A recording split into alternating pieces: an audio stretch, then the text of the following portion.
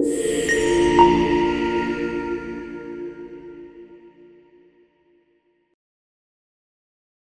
tout le monde.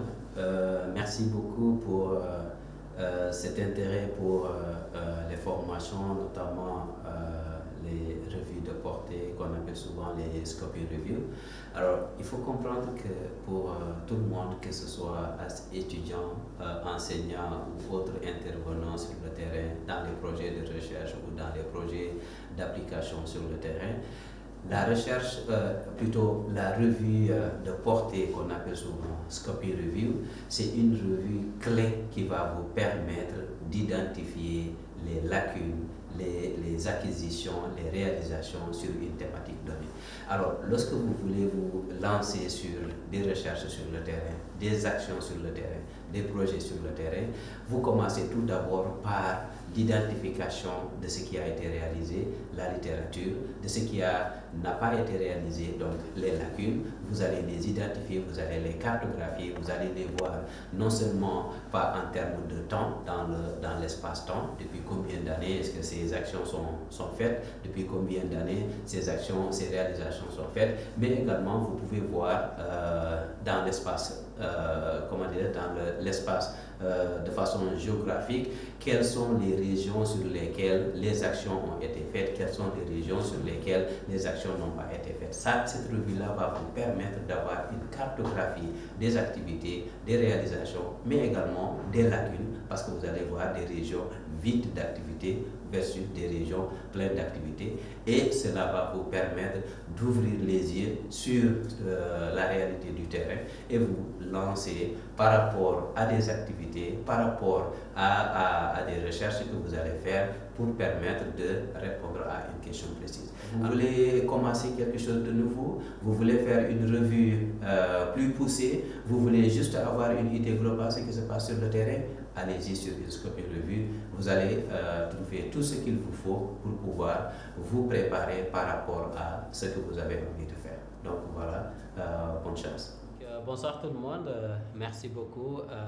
Je m'appelle Mamadou Aliou Diallo, je suis enseignant-chercheur à l'Université Cheikh Anta Diop de Dakar, au département de biologie animale, la faculté des sciences et techniques. Donc, je suis également chargé de formation dans le cadre du projet ACE Partner avec les formations en renforcement des capacités auprès des centres d'excellence africains. Donc, voilà, nous aurons cette session de formation sur la revue de portée, appelée souvent Scoping Review aujourd'hui, à travers ces prochains moments, disons aujourd'hui et demain, Inch'Allah. Merci d'être là. Merci pour également votre intérêt pour cette formation et ce particulier module qui est la revue de portée ou également Scoping Review et qui va jouer un rôle capital dans la production scientifique, que vous soyez des enseignants-chercheurs, que vous soyez des étudiants au doctorat, au master, mais également que vous soyez des porteurs de projets. La revue de portée, vous allez voir, va contribuer massivement à vous aider d'abord à comprendre un peu quelques démarches à faire en ce qui concerne la conceptualisation de vos projets de recherche, mais également la recherche documentaire pour bien documenter vos thématiques de recherche, entre autres, et ensuite passer à la synthèse des données qui sont issues de publications qui vont correspondre à votre thématique de recherche et vont vous permettre à répondre aux objectifs de votre recherche. Donc, vous aurez, de façon très résumée, vous aurez d'abord à avoir à conceptualiser un projet de recherche ou un sujet de recherche. Ensuite, vous allez, à partir de cette conceptualisation, faire une recherche documentaire sur des bases de données, sur également comment dire, la littérature grise. Ensuite, maintenant, vous allez les collider, vous allez les mettre ensemble dans un référentiel ou dans un logiciel de gestion de référence qu'on appelle Zotero, qui va vous permettre de collider toutes les articles, les publications que vous aurez reçues. Ensuite, vous allez les mettre maintenant, les transférer vers un autre logiciel, Ryan, qu'on va utiliser parce que Ryan est gratuit, mais il y a autre également logiciel. Et à partir de là, vous allez faire un tri des articles que vous avez jugés plus pertinents pour répondre à vos objectifs. Et enfin, maintenant, faire ce qu'on appelle un croisement des variables qui va vous permettre de tirer des conclusions de votre étude. Donc, brièvement, voilà ce que va porter sur les points sur lesquels vont porter notre étude. Donc, sans tarder, on va commencer par l'introduction, en commençant par vous donner les sources où j'ai pu à même prendre toutes les informations qui vous permettront d'être beaucoup plus à jour et pouvoir faire les revues qui correspondent à vos thématiques respectives. Alors, il y a total trois types de ressources que j'ai consultées et qui correspondent un peu à vos besoins. La première source, c'est Campbell Collaboration.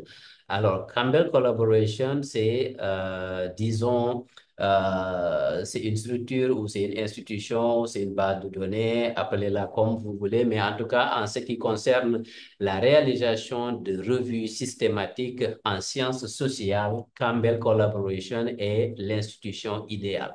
Et par conséquent, c'est là où j'ai trouvé plus pertinent de trouver les revues systématiques, leurs méthodes de réalisation qui vous permettront de pouvoir réaliser les meilleures revues systématiques, les revues de portée, ou scoping review, ou également revues narratives si vous désirez le faire. Donc, pour ce qui concerne Campbell, je vous ai donné ici quelques documents qui sont associés. Alors, je rappelle que vous pouvez aller sur le site Campbell, télécharger les revues. Vous avez juste à saisir les mots-clés qui constituent votre thématique de recherche et vous allez voir les scoping reviews qui sont associés à ces mots-clés-là et vous allez pouvoir les télécharger et voir comment elles sont réalisées. Alors, il y a également le guide de réalisation de la revue de portée de Campbell que vous pouvez également consulter étape par étape et adapter votre sujet et pouvoir faire votre recherche documentaire, ensuite réaliser votre scoping review. Alors, l'autre source que j'ai également consultée, c'est Cochrane. Cochrane, on dira que c'est une base qui est surtout focus sur la médecine. Généralement, c'est des sujets de type médicaux qui vont être traités à travers cette institution-là, à travers cette base-là.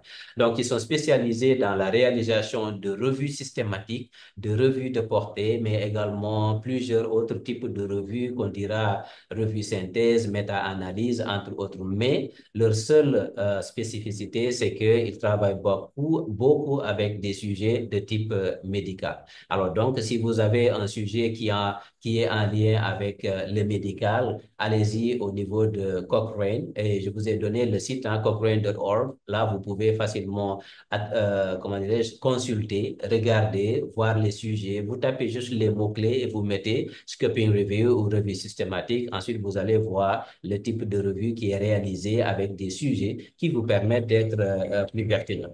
Alors, par exemple, dans ce cas précis, je vous ai choisi quelques revues, les mesures implantées au niveau des écoles pour contenir un peu la pandémie au niveau des écoles. Quelles sont les mesures qui ont été implémentées et vous avez une scoping review qui a été réalisée sur ça. Allez-y et regardez l'article, vous allez voir que le sujet, vous allez voir comment ils ont conceptualisé le sujet, élaboré la recherche documentaire, ensuite trouver les articles, ensuite faire ce qu'on appelle le charting ou plutôt la synthèse des résultats et pouvoir réaliser cette revue.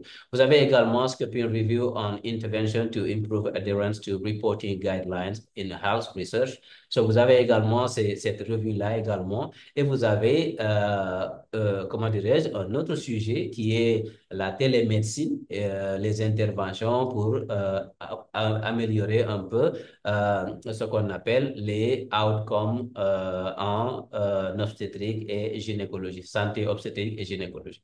Donc, vous avez là une revue systématique et vous pouvez également y aller regarder surtout, voilà, d'abord la thématique, ensuite les objectifs, ensuite les procédures de réalisation et maintenant, vous pouvez comparer revue systématique, scoping review.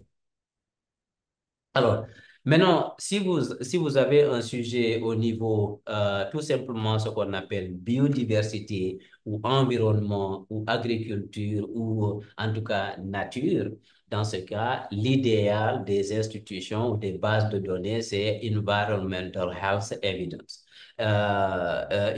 Environmental evidence, comment dire, Collaboration for Environmental Evidence. Ici, vous avez des sujets qui vont traiter de l'environnement, qui vont traiter de la biodiversité, qui vont traiter de la nature de façon générale. Alors, vous allez voir ici aussi, on fait des revues de portée, on fait beaucoup de revues systématiques et là, vous allez avoir les méthodologies. Mais que ce soit dans Campbell ou Cochrane ou Collaboration of Environmental Health Evidence, vous allez vous rendre compte que ce sont des sujets qui diffèrent, mais la méthodologie de réalisation des revues reste pratiquement la même. Les démarches restent les mêmes. Donc, du coup, selon que votre sujet est adapté en sciences sociales, vous allez aller voir The Campbell Collaboration.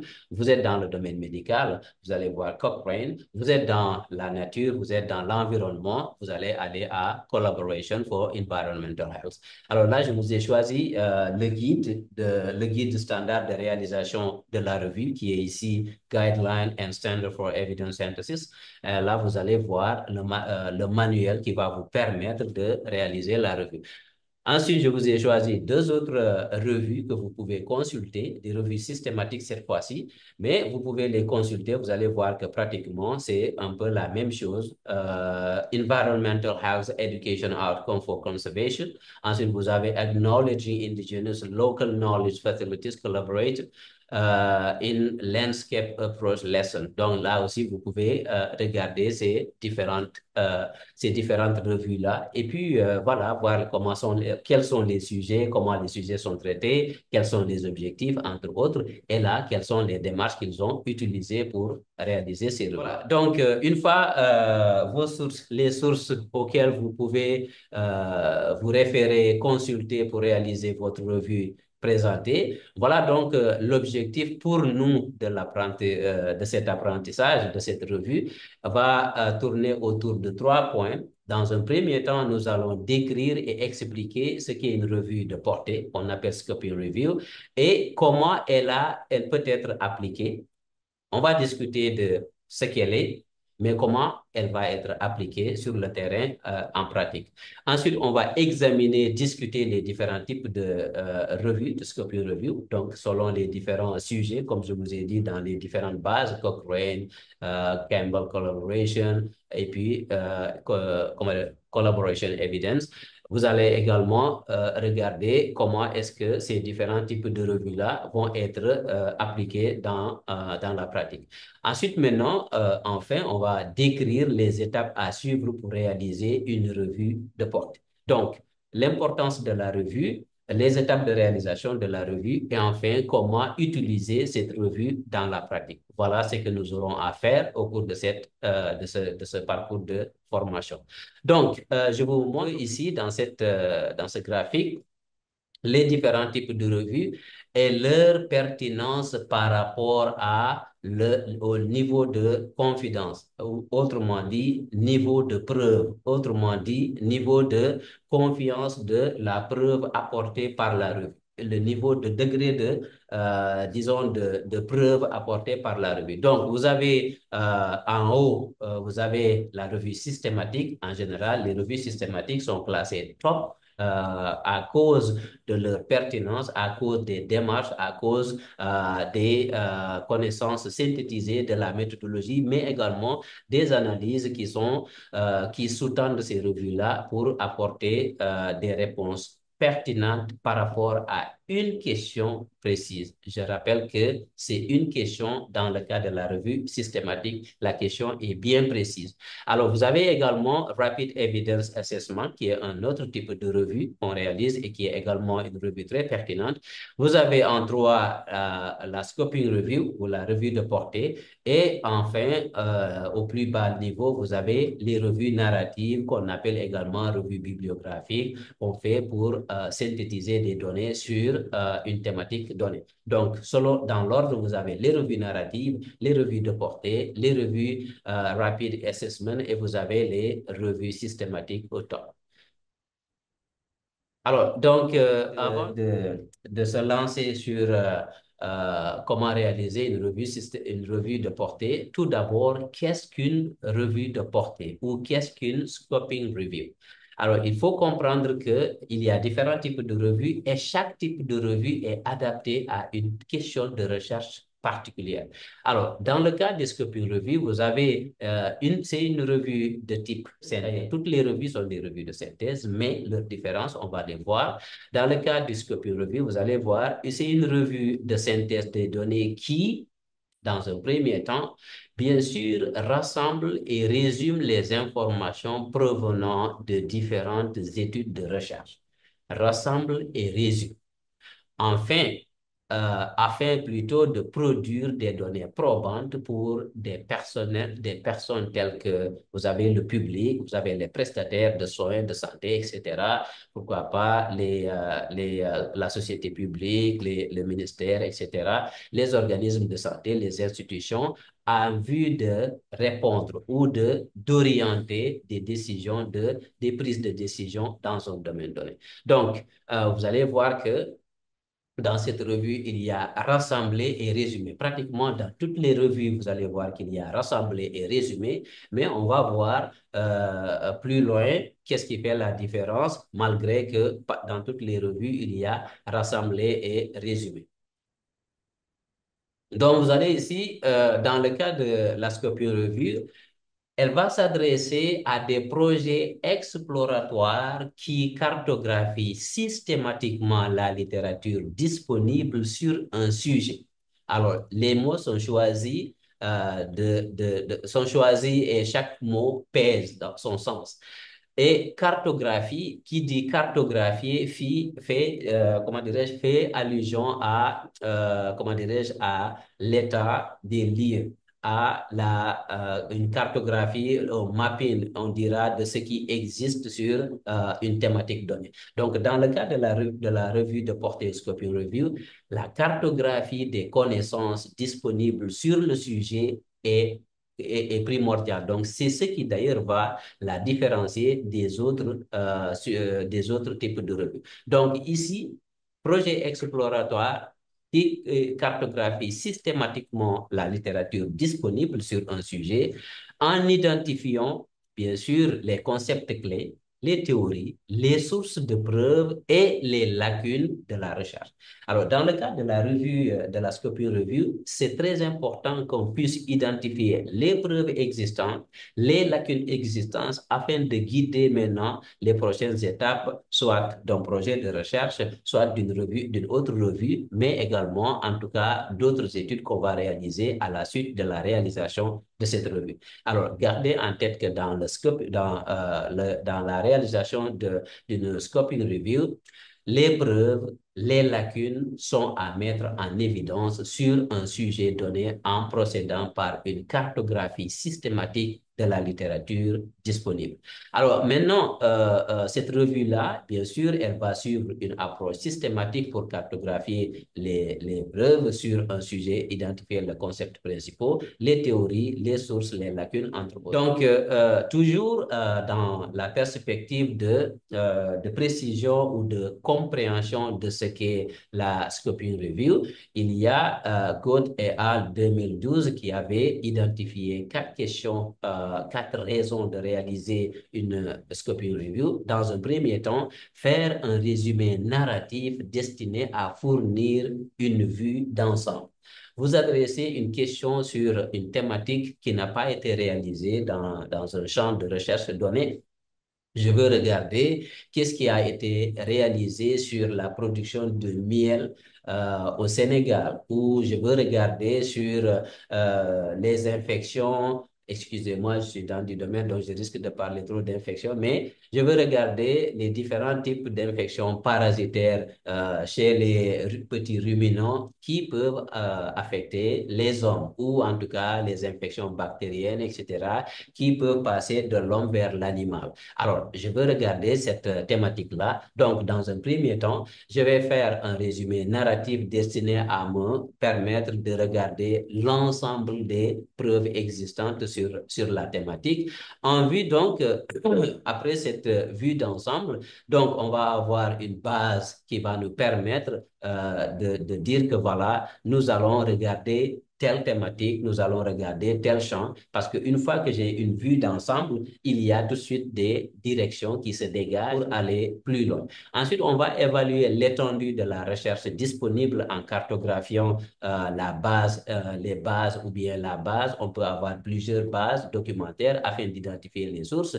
Maintenant, une fois qu'on a identifié les sources, il y a ce qu'on appelle les sources primaires de preuves potentielles, les principaux chercheurs dans le domaine concerné, mais également il y a les questions contemporaines dans le domaine. Donc, vous identifiez les sources de preuves potentielles, vous identifiez même les chercheurs, les institutions, vous identifiez également les questions qui sont actuelles et qui sont en cours d'être réalisées sur la thématique. Alors, ça vous permet de dire que, bon, voilà l'état des lieux, voilà dans quelle direction est-ce que je veux aller, voilà dans quelle direction est-ce que je vais faire un financement, je vais demander un financement pour réaliser des études beaucoup plus poussées. Toujours dans le cas de la revue Scoping Review, elle va fournir un résumé organisé de la littérature existante, va fournir une base pour la diffusion des méthodes, des résultats et des conclusions. Une fois que vous avez fait réaliser cette revue-là, je vous rappelle que vous avez une cartographie.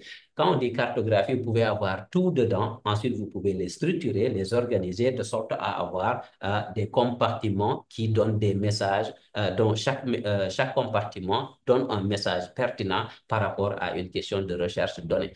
Donc, vous avez cette capacité de fournir cette base-là. Ensuite, la revue va démontrer l'étendue et la profondeur, mais également de la recherche, des avancées et des besoins dans le domaine concerné.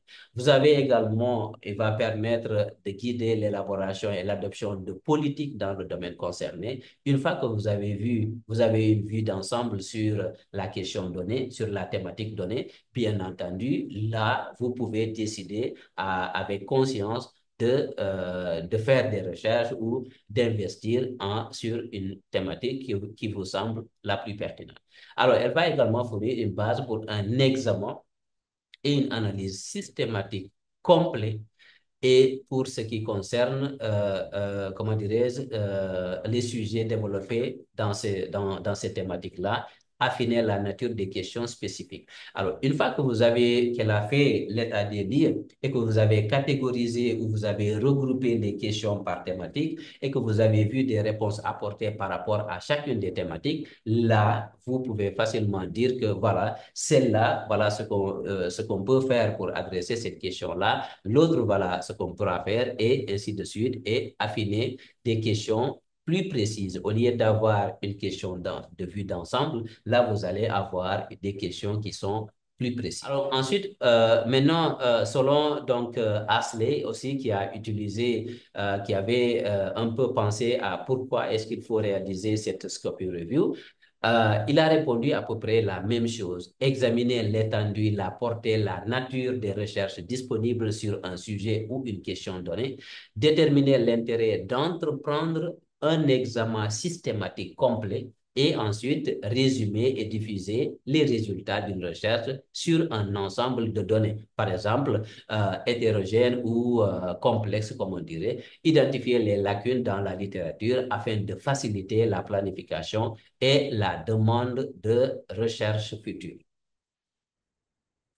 Alors, maintenant, la question, une fois que nous savons maintenant c'est quoi la revue, la Scoping Review, elle s'adresse à quel type de sujet, elle permet de faire quoi. Maintenant, quand est-ce qu'on doit envisager de réaliser une scopie review? Alors là, question qu'il faut bien comprendre avant de s'y lancer. Et je vous appelle tous, avant de se lancer vers une copy review, une revue narrative, une revue systématique, comprenez bien la thématique que vous voulez analyser. Une fois que vous avez fait un contour de cette thématique-là, vous allez voir les réponses auxquelles la revue de portée s'apprête ou s'accorde.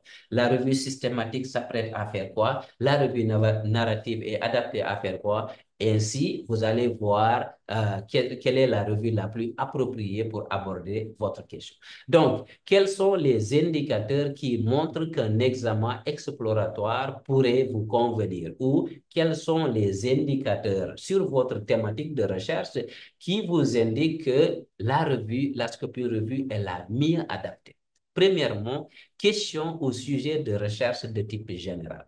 Lorsque le sujet est de type général, alors sachez que vous pouvez faire appel à une Scopie Review. Lorsque les questions de recherche sont multiples, vous pouvez faire appel à une Scopie Review. Lorsque vous avez également une question de recherche en plusieurs parties, là, vous pouvez faire une Scopie Review. Alors, question de recherche en plusieurs parties, ne confondez pas que dans une question de recherche, vous avez l'objectif général, ensuite vous avez des objectifs spécifiques, mais les objectifs spécifiques sont issus de cet objectif général. Alors que dans le cas, quand on dit plusieurs parties, question de recherche, plusieurs parties, ça veut dire que chaque partie peut être un objectif général et peut être subdivisé en plusieurs questions, objectifs spécifiques. Donc, du coup, lorsque vous êtes devant ce genre de situation-là, sachez que la Scopie Review peut vous permettre d'apporter des réponses. Alors, si vous cherchez à clarifier ou examiner des concepts, des sujets ou des domaines clés, effectuer une analyse du paysage, de l'environnement, alors environnement de recherche, environnement en tout cas sur une thématique donnée, là, la Scopie Review est la bienvenue. Si vous voulez également identifier les lacunes dans des connaissances, sur les connaissances dans un domaine spécifique, alors également, la Scopie Review peut vous permettre de répondre à ce type de questions. Alors, si vous voulez également réaliser une revue systématique sur une question, alors la revue systématique va répondre à une question, tandis que la Scopie Review va répondre à des questions de façon générale. Si vous voulez lancer une revue systématique sur une question précise et que vous n'aviez pas suffisamment d'informations, lorsque vous réalisez la revue la Scopie Review, elle vous dira, voilà la question que vous pouvez adresser dans cette question, sur cette revue systématique. Alors, par exemple, nous voulons regarder la santé maternelle l'impact de la santé maternelle sur la malnutrition des enfants.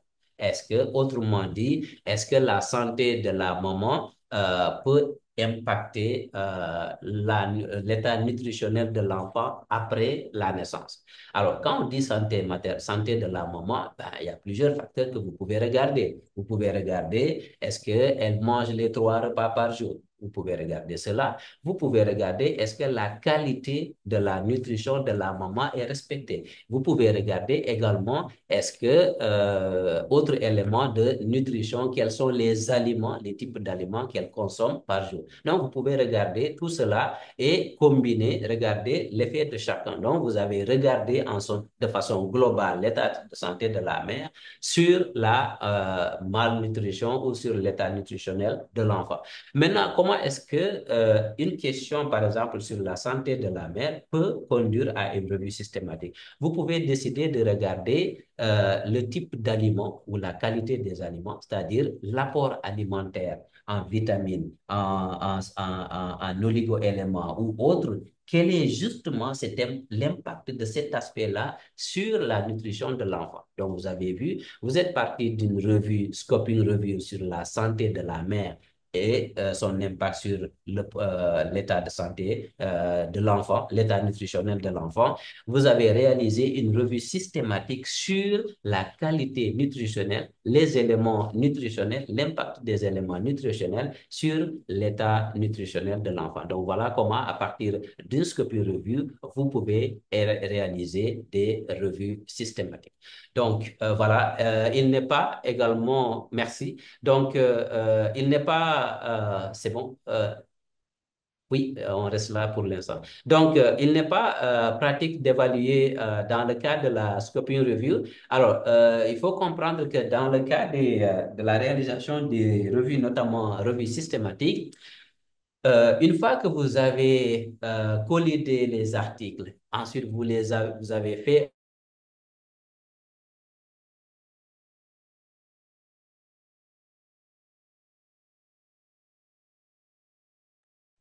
Le son.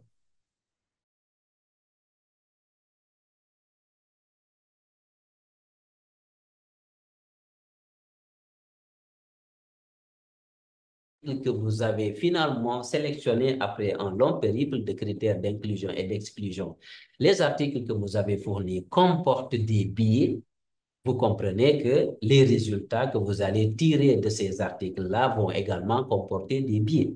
Ce qui veut dire que votre conclusion et vos recommandations sont biaisées. Alors, dans les revues, dans les revues Scoping Review, généralement, on ne n'exige pas que vous fassiez une évaluation des biais sur les articles qui ont été retenus. Par contre, dans le cas de la revue systématique, on exige qu'il y ait une évaluation de la qualité des articles qui sont retenus. Donc, voilà pourquoi je mentionne cela pour que vous fassiez la différence. Ensuite, il y a également souvent incorpore des modèles multiples. Merci. Alors, donc, maintenant, quels sont les principaux toujours indicateurs qui montrent qu'une revue systématique pourrait maintenant vous convenir? Alors, vous avez vu que dans le cas de la revue, de la Scoping Review, vous avez vu que question de façon générale, apporter des lacunes, voir les lacunes, faire la cartographie, répondre à des questions qui sont un peu diverses. Une question avec un sujet avec plusieurs questions, donc chaque question peut être objectif général avec des objectifs spécifiques. Donc, si vous êtes devant cela, vous êtes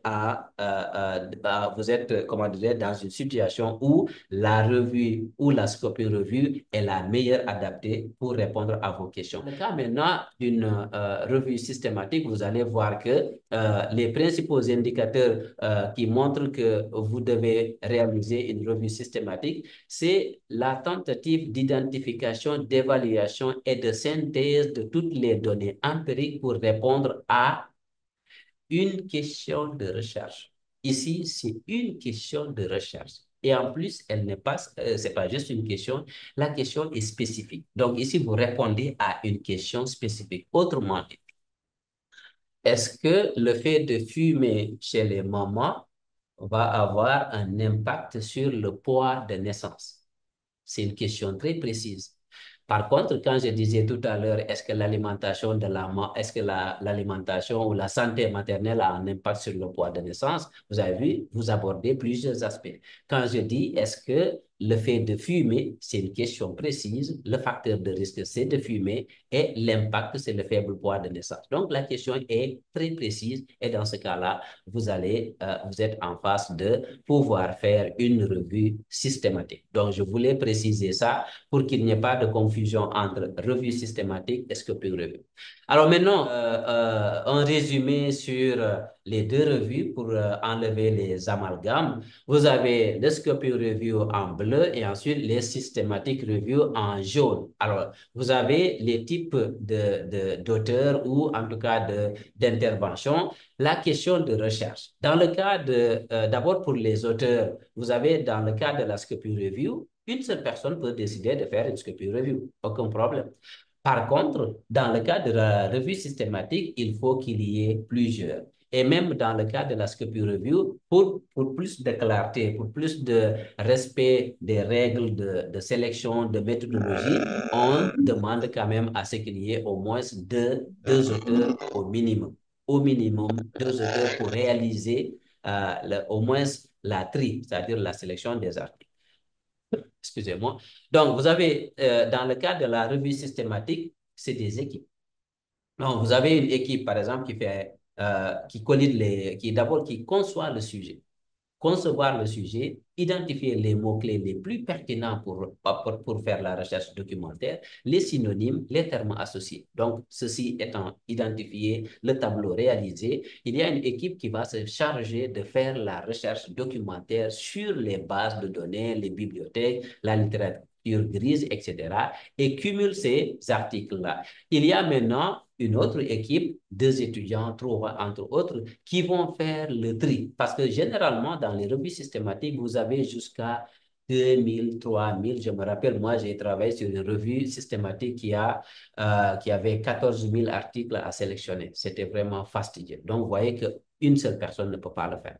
Alors, donc, du coup, vous voyez, en termes d'auteurs, vous avez un ou plusieurs auteurs dans le cas des Scopus Review, plusieurs auteurs ou plutôt une équipe qui va travailler sur les revues systématiques. La question de recherche. Dans le cas des Scopus Review, vous avez focus sur un sujet, mais qui peut être également élargi ou broad sur une thématique.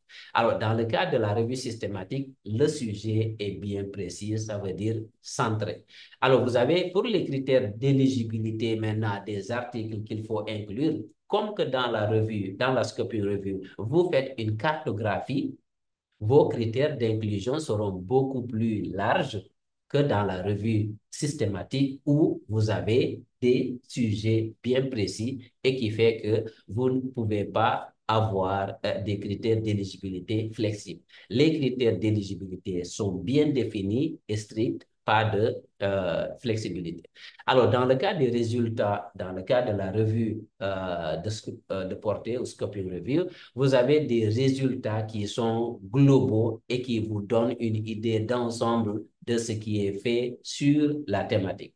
Dans le cas de la revue systématique, vous avez des résultats précis sur une question précise. Est-ce que la consommation d'aspirine a un effet sur l'hypertension artérielle, oui ou non? La question, c'est oui ou non.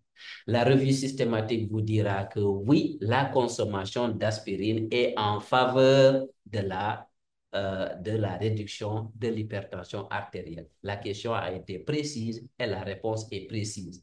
Dans le cas du Scopus Review, on dira quelles sont les connaissances disponibles, quelles sont les méthodologies utilisées jusqu'à présent pour le diagnostic du cancer du col de l'utérus ou du cancer du sein.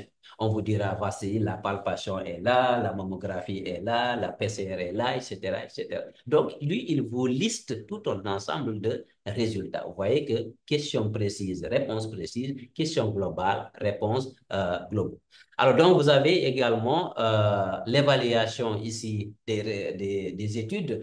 Dans le cas des Scopus Review, l'évaluation des articles sélectionnés pour réaliser la revue, quand je parle d'évaluation, je veux dire l'évaluation des biais des articles. Ça veut dire la conduite scientifique des articles. Est-ce que cette conduite-là, elle est bonne? Est-ce qu'elle est parfaite? Est-ce qu'elle est idéale? Est-ce qu'elle est médiocre, etc. Cette évaluation des articles-là, au niveau de la revue de portée, elle est optimale. Par contre, dans le cas de revue systématique, elle est requise, elle est exigée. Alors, maintenant, vous avez également un protocole guideline qui vous permet de suivre, que vous devez suivre pour réaliser la revue. Il y a un protocole pour réaliser une revue systématique. Maintenant, il y a un protocole pour réaliser une scoping review que vous devez suivre. Alors maintenant également pour les analyses des résultats obtenus, dans la revue, dans la Scopus Review, vous avez une vue d'ensemble, alors que dans la revue systématique, vous avez une synthèse critique et formelle. Alors, merci. Donc, sur cette partie, je vais vous montrer un peu, je cherche à vous montrer un peu une idée de ce qu'est une revue systématique. Alors, voulant souligner trop d'importance, finalement, j'ai beaucoup souligné ce qu'il ne fallait pas faire. Je vais vous laisser juste, j'allais juste vous donner et vous demander de souligner les plus pertinents. Mais bon, on va aller faire une petite gymnastique sur cette partie. Vous avez Human Body Weight, Nutrients and Food, a Scoping Review. Alors, vous avez vu le poids corporel humain ou le poids chez les hommes, les nutriments. Ensuite, vous avez les aliments, une Scoping Review. Donc, vous avez ici trois thématiques.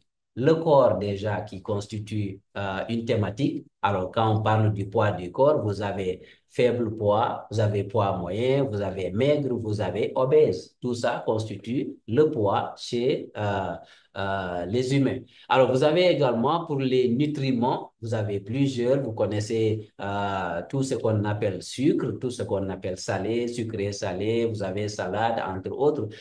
Vous avez l'alimentation, alors ici, vous avez les céréales, vous avez, je ne sais pas, le mil, vous avez le riz, etc. Vous avez la viande, entre autres. Donc, tout cela combiné, on va voir quels sont, en fait, quels sont leurs liens à travers une revue, quelles sont leurs associations, quelles sont les associations qui peuvent exister entre ces différents compartiments qui vont tous aller dans le sens du poids corporel.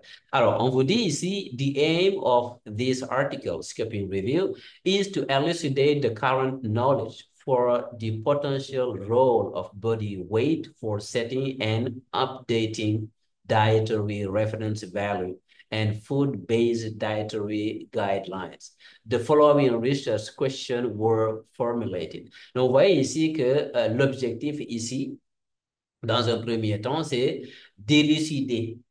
Objectif, élucider. Élucider veut dire faire voir, en tout cas, voir en détail ce qu'il y a à l'intérieur. Donc, élucider the current knowledge, les connaissances actuelles. On veut voir les connaissances actuelles qui sont dans tout ce qui est corps humain, nutriments et alimentation. On veut voir en détail ce qu'il y a à l'intérieur. Maintenant, ensuite, on va mettre à jour des références de consommation, d'alimentation, etc. Mais la question principale ici, c'est de élucider. Alors, qui dit élucider, vous voyez bien que c'est beaucoup de choses qu'il faut faire apparaître. Alors, donc, pour maintenant élucider, voilà, des questions vont être posées. La première, what is known about the association between intake of specific nutrients and food and or food? Quelle est l'association entre la prise ou bien la consommation d'un élément, d'un nutriment and body weight et le poids corporel. Quelle est l'association entre le fait de boire de l'eau et le poids corporel? Quelle est l'association entre le fait de consommer tiep matin, midi, soir et le poids corporel? Quelle est l'association entre prendre de la viande et le poids corporel, etc., etc. Alors, deuxième question. What is known about the association between body weight and intakes of specific nutrients? Quelle est l'association entre le poids corporel et la prise d'un nutriment particulier? Le sucre. Consommation de sucre et poids, consommation de lipides et poids, consommation en tout cas de boissons alcoolisées, boissons, etc. et poids. Ensuite, la troisième question, is there any evidence suggesting specific effect?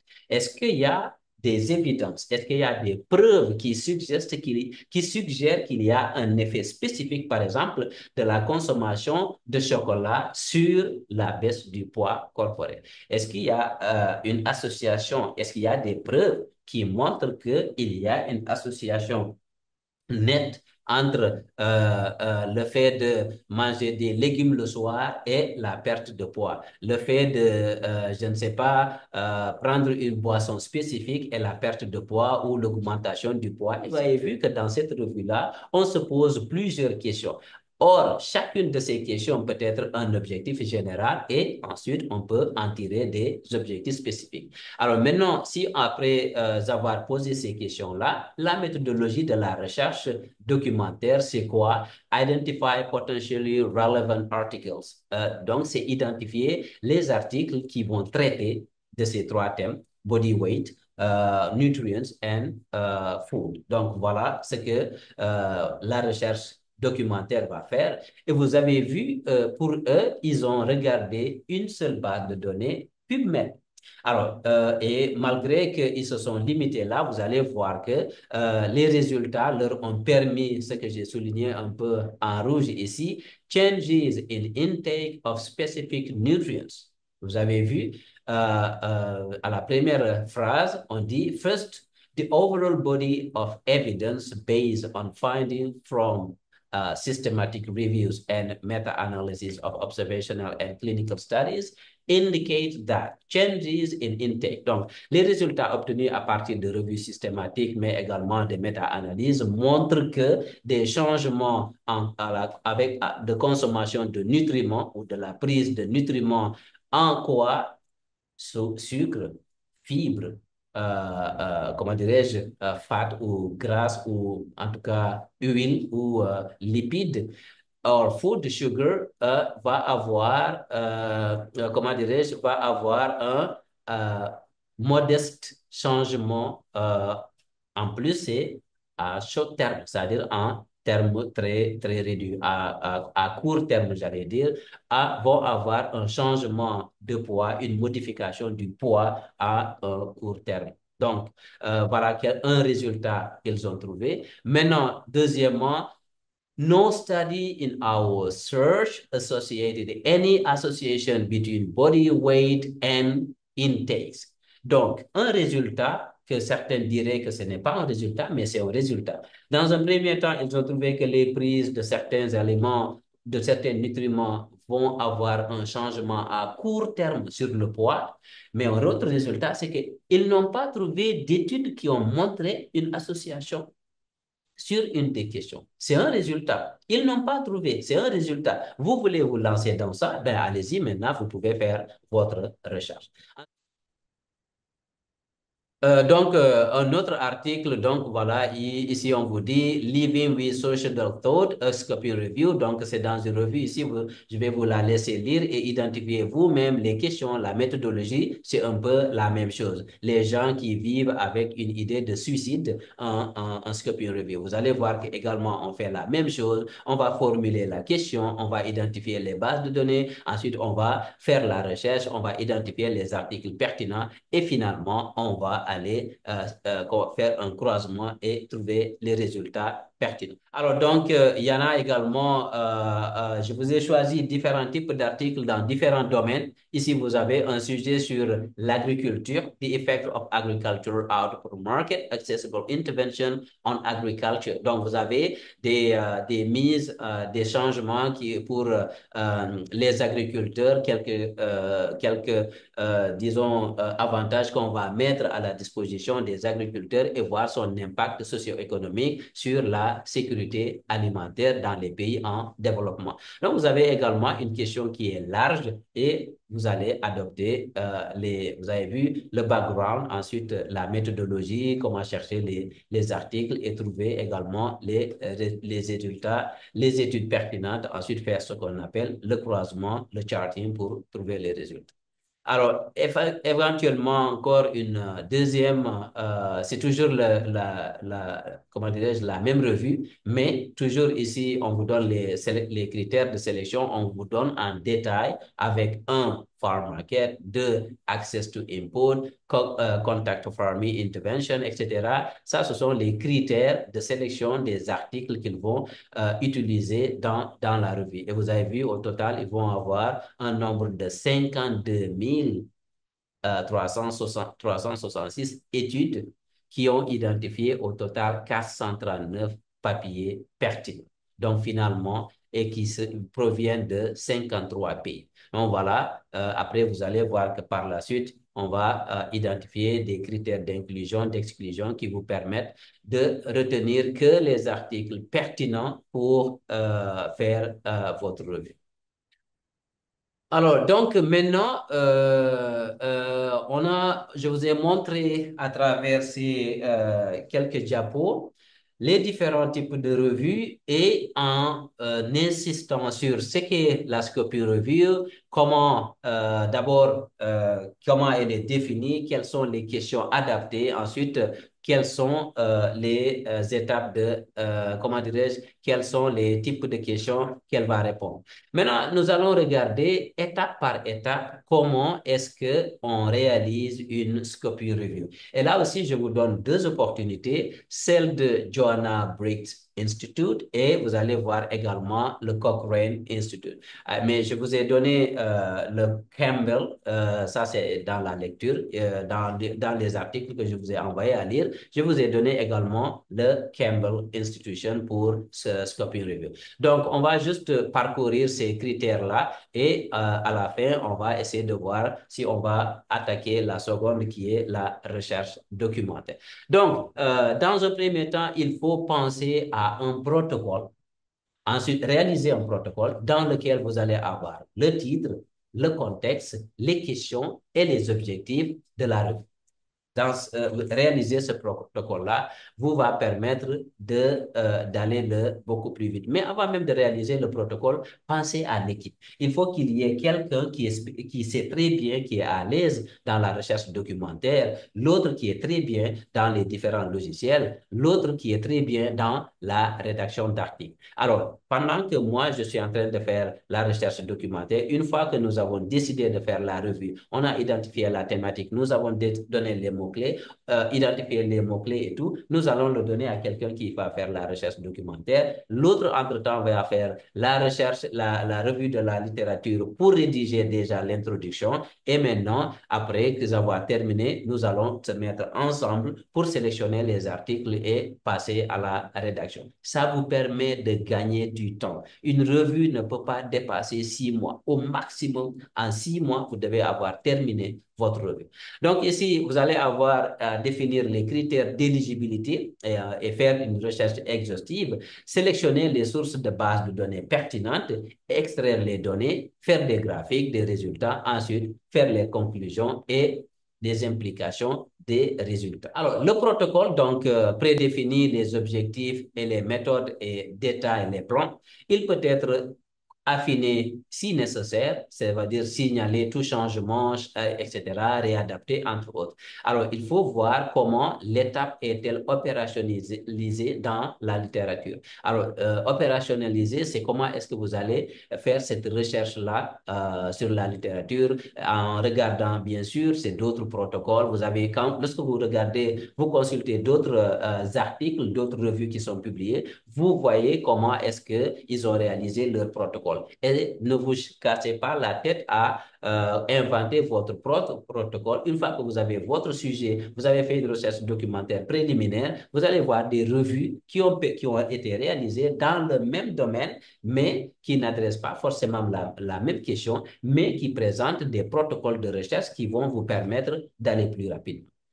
Ensuite, donc, pour les objectifs, c'est également la même chose. L'objectif doit être large, orienter les champs d'application. Les questions d'examen doivent être cohérents, entre autres, et le titre d'informer les critères d'éligibilité. Alors, donc, ici également, c'est la même chose. Lorsque vous regardez vos articles dans la littérature, vous allez voir examen, questions de recherche, etc. Les critères d'éligibilité, ce sera la même chose. Comment est-ce qu'ils ont sélectionner les articles pertinents, comment ils ont exclu certains articles. Ces critères d'éligibilité vont jouer un rôle dans la crédibilité des articles qui vont vous permettre de répondre à vos objectifs. Alors maintenant, l'étape suivante, après avoir fait toute cette gymnastique, c'est les bases de données.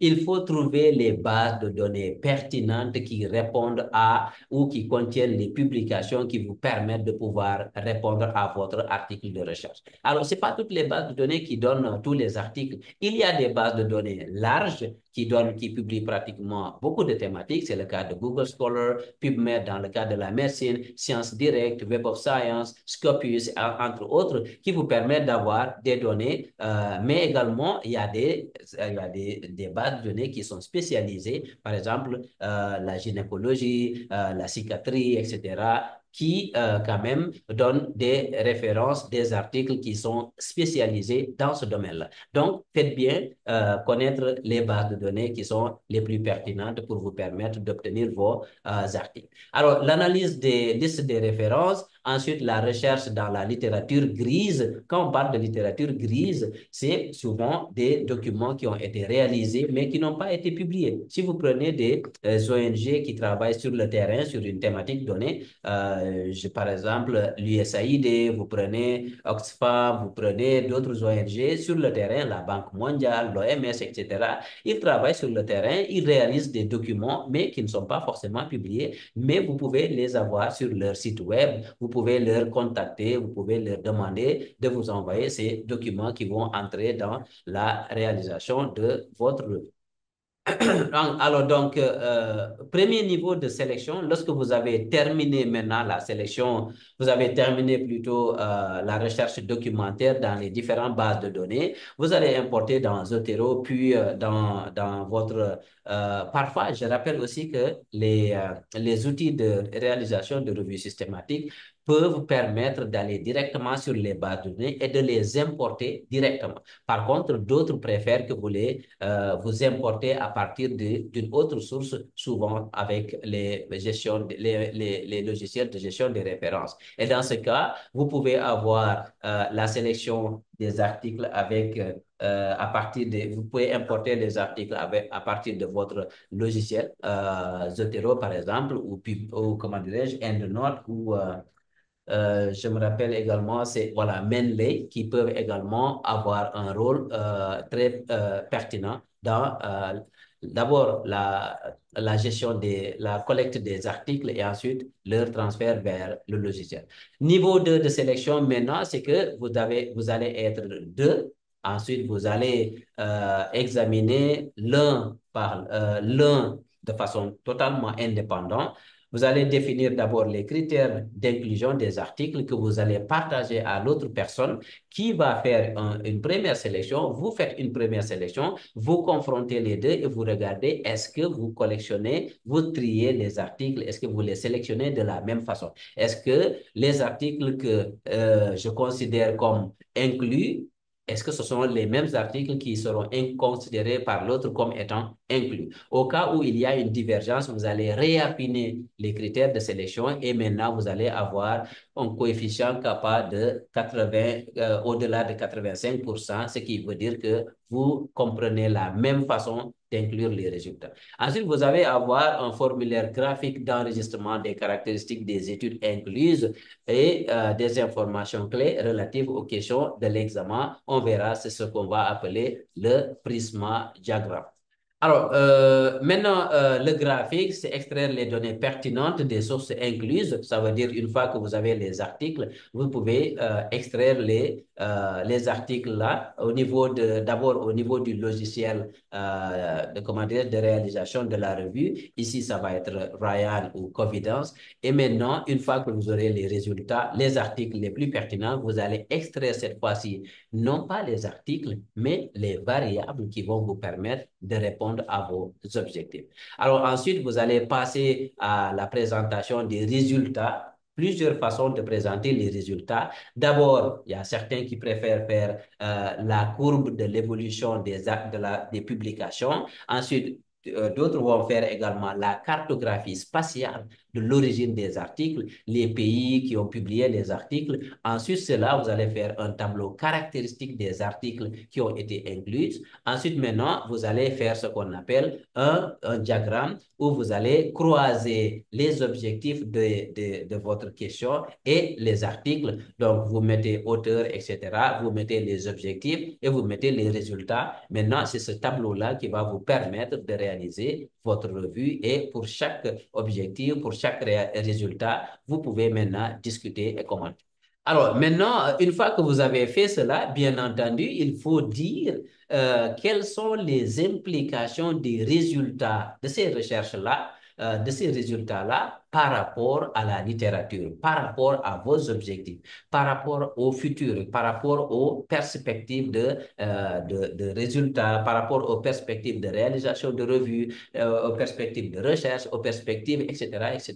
Donc, une fois que vous avez terminé, vous avez trouvé les résultats par étude ou les résultats communs à plusieurs études, vous les avez mis en diagramme ou en tableau. Là, vous devez montrer quelle est la pertinence de ces résultats-là par rapport à la situation actuelle, par rapport aux questions de recherche que vous cherchez à élucider davantage. Alors, il faut bien sûr voir l'implication pratique au cas échéant de ces résultats-là. Autrement dit, quelle est la pertinence d'un résultat que j'ai vu sur la prévention de la COVID? Par exemple, je vois que le lavage des mains réduit la transmission et donc je vais demander à tout le monde de se laver les mains. J'ai vu que les rassemblements entraînaient la propagation du COVID, on va interdire les rassemblements, etc. Voilà des résultats qu'on peut mettre en pratique.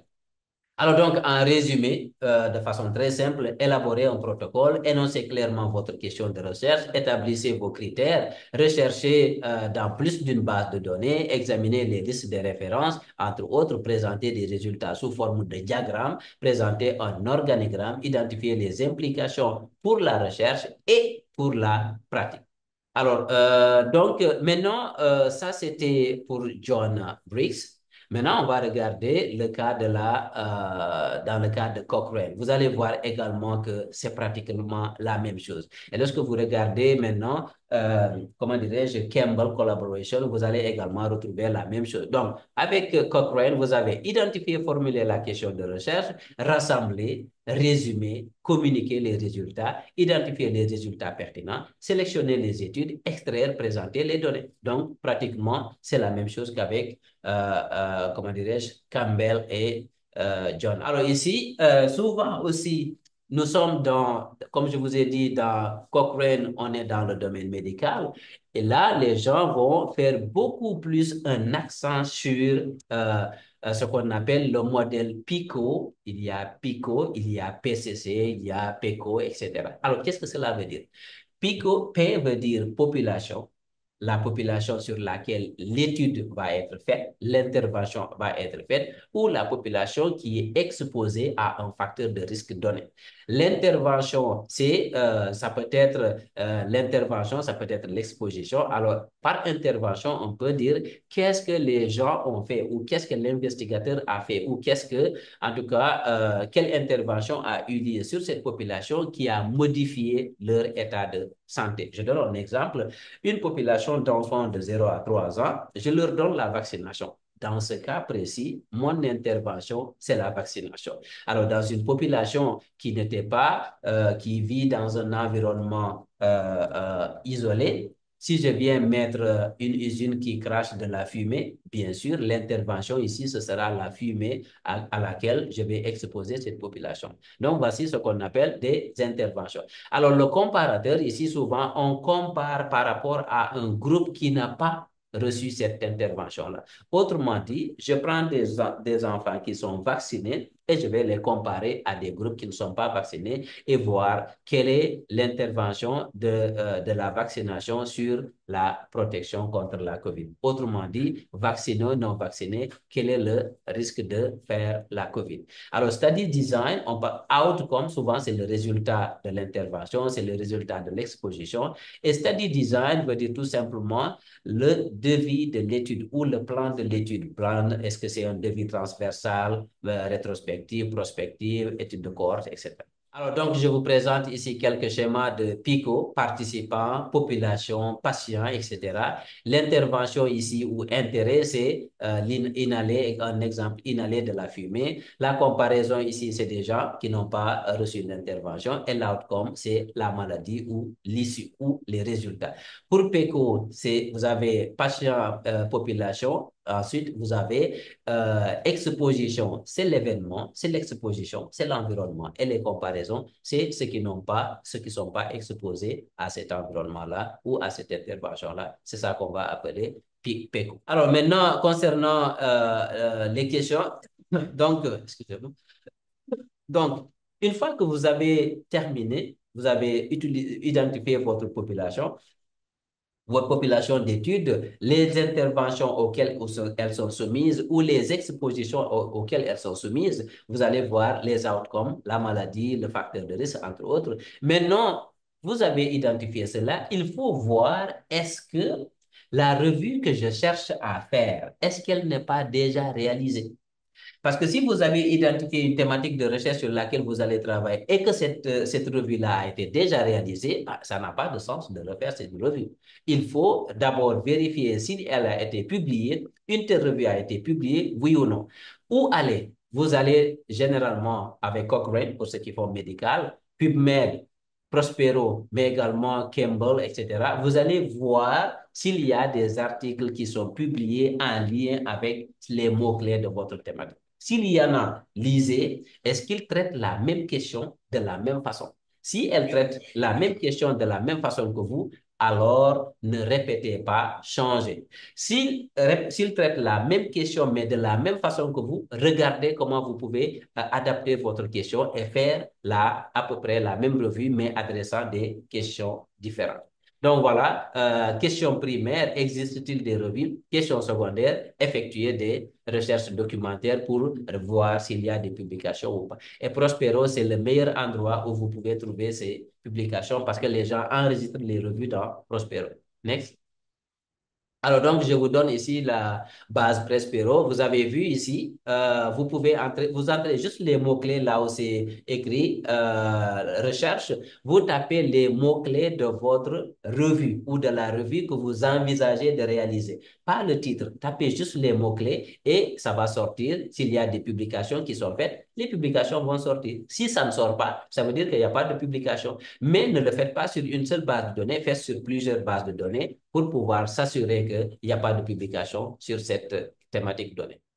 Alors, par exemple, ici, c'est la recherche sur PubMed. Donc, lorsque vous entrez les thématiques, les mots-clés de la thématique, vous avez vu Human Body Weight, Nutrients, Food, Scoping Review, vous tapez et vous allez voir que celle-là, elle est sortie. Ça veut dire que vous ne pouvez pas faire une revue pareille parce qu'une revue a été déjà faite. Par contre, vous pouvez décider de regarder simplement Food, simplement Nutrients ou simplement Body Weight avec d'autres, combiner ça avec d'autres mots pertinents pour faire la recherche. Alors ici, c'est sur Cochrane. Lorsque vous faites la recherche également, vous allez à Keyword, vous tapez les mots et vous avez tout de suite les résultats. S'il y a des publications, ils vont sortir. S'il n'y a pas de publication, on vous dira qu'il n'y a pas de publication. Alors donc, après cette phase-là, vous n'avez trouvé aucune publication sur votre thématique. Bravo, vous pouvez vous lancer.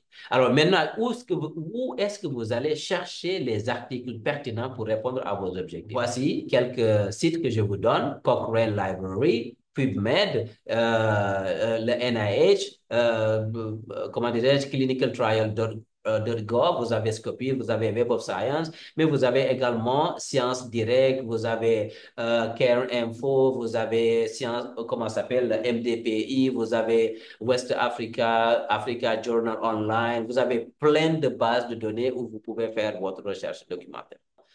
Comment est-ce que vous devez faire la recherche documentaire? Avant d'aller faire une recherche documentaire, assurez-vous d'avoir les bons mots-clés pour trouver les articles pertinents. C'est comme vous allez à la pêche. Vous avez avec des mailles très larges, pratiquement beaucoup de poissons vont passer à travers les mailles et rester dans l'eau.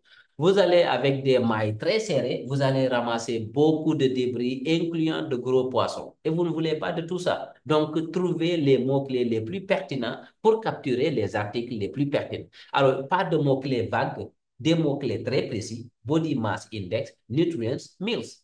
C'est très précis. Vous cherchez leurs synonymes et vous cherchez les termes associés. Maintenant, vous pouvez aller dans les bases de données et taper ces mots-clés-là et trouver les articles. Les mots-clés, hein, vous mettez body, un premier mot-clé, un deuxième et un troisième en disant « et ». Par contre, lorsque vous mettez synonyme, dans ce cas, vous devez mettre ou. Par exemple, le synonyme de poids, vous dites weight, vous dites weight, vous dites heavy, vous dites load peut-être. Ensuite, maintenant, vous devez mettre, par exemple, vous allez mettre heavy, vous mettez weight ou weight. Poids ou bien heavy or weight. En anglais, on dira heavy or weight. Par contre, si vous voulez mettre poids et nutriments, dans ce cas, ce sont des mots-clés qui ne sont pas, c'est deux mots-clés séparés. Vous mettez weight, body weight, ou vous mettez weight and nutrients. Si vous voulez ajouter le troisième, and alimentation or and food, vous avez and. Par contre, chaque fois que vous mettez un synonyme, vous allez mettre le premier mot ou bien l'autre mot et vous lancez la recherche. Alors, une fois lancé la recherche, vous pouvez importer les références dans EndNote, Zotero, Mendeley, etc. Alors, je vous donne ici un résultat des recherches qu'on a fait avec ces mots-clés-là sur PubMed. Alors, vous avez à gauche comment dirais-je, les réglages que vous pouvez faire pour adapter votre recherche et à droite, vous avez les résultats. PubMed met tous les mots-clés que vous avez en gras, ce qui vous permet de dire que oui, cet article-là contient mes mots-clés, je le prends. Cet article-là ne contient aucun des mots-clés que je cherchais, donc je ne le prends pas. Même chose, ici, c'est les résultats des mêmes mots-clés, mais cette fois-ci sur Google Scholar. Et vous avez à gauche les réglages que vous pouvez faire et vous avez à droite les articles. Et on vous dit, en plus, si les articles sont disponibles sous format PDF ou HTML, et par conséquent, avec des mots-clés qui sont bien en gras pour vous dire que voilà, cet article contient ou ne contient pas. Et voilà, vous choisissez, voilà, vous importez directement. Alors donc, il y a maintenant la recherche grise que j'ai appelée ici autre ressource.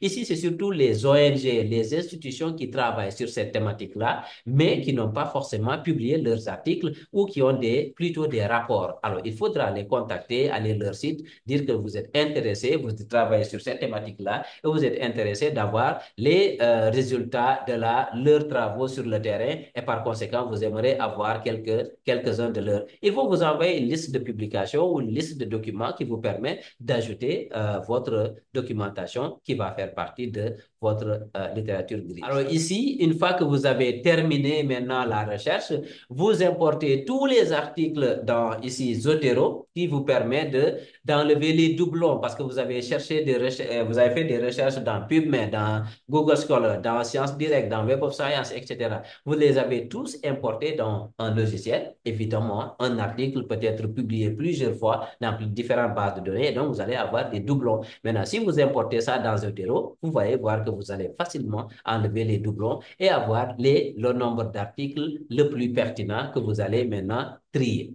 Une fois qu'on a ça, donc vous pouvez facilement importer les articles dans les logiciels suivants que je vous cite ici. Vous pouvez y ouvrir un compte et pouvoir le faire. Vous avez Covidence, EpiInfo, EpiReviewer, Distiller, etc.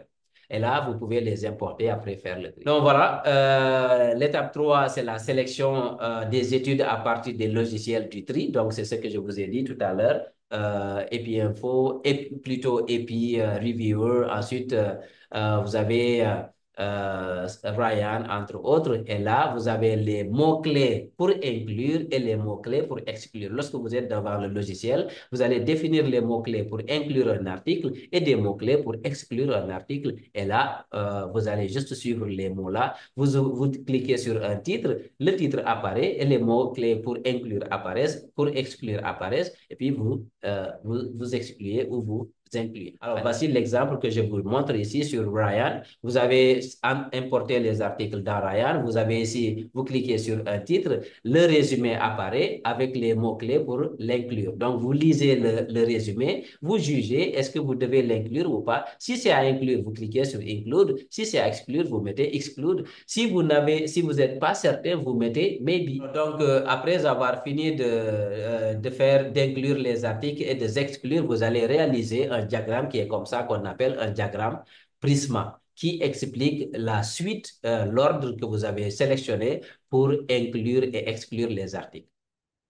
Alors, donc, après cela, vous faites l'évaluation des risques de biais. Comme je vous ai dit, dans le cas de la Scoping Review, ce n'est pas obligatoire. mais si vous voulez, vous pouvez le faire pour montrer la pertinence des articles que vous avez inclus. Voilà ici un graphique qui montre un peu le niveau de billets des articles inclus. En vert, vous avez des articles qui comportent peu de billets. En jaune, plutôt marron, vous avez des articles qui comportent quand même quelques billets. Et en rouge, vous avez des articles qui comportent de hauts billets, beaucoup de billets. Voilà, donc après, passer à l'étape de l'extraction des données, ensuite faire le résumé. Alors, ici, bien sûr, il faut définir ce qu'il faut inclure à partir de ce que vous aviez défini en amont, ça veut dire le PICO, la population, etc. Pour la présentation, on vous demande tous, c'est-à-dire d'opter une façon de présenter qui est le type descriptif, les diagrammes, les tableaux, ensuite les sources de preuves, les caractéristiques, entre autres. Donc, ça, c'est ce qui est choisi. Donc, voilà ici un autre exemple de sélection des articles voilà, pour réaliser le diagramme Prisma.